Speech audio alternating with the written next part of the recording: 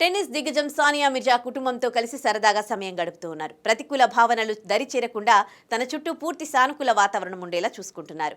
చిన్నారి కుమారుడు ఇజహాన్, తన చెల్లెలు ఆనం మిర్జాతో కలిసి దుబాయ్ పర్యటనలు సానియా ఆహ్లాదంగా గడిపారు. ఈ క్రమంలో తన టూర్కు సంబంధించిన ఫోటోలను గత 2 వారాల్లో నాకు ఇష్టమైన పనులతో ఇలా గడిచింది అనే క్యాప్షన్తో పంచుకున్నారు.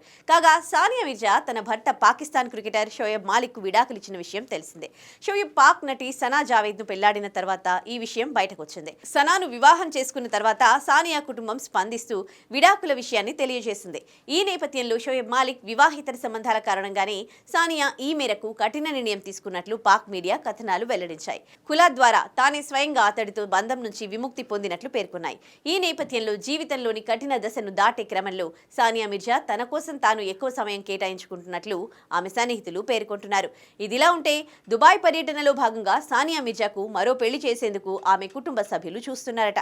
పాత జ్ఞాపకాలు మర్చిపోవాలంటే సానియా రెండో పెళ్లి చేసుకోవాలని కోరుతున్నారట కుటుంబ సభ్యులు. అయితే రెండో పెళ్లికి సానియా ఒప్పుకోవడం లేదట.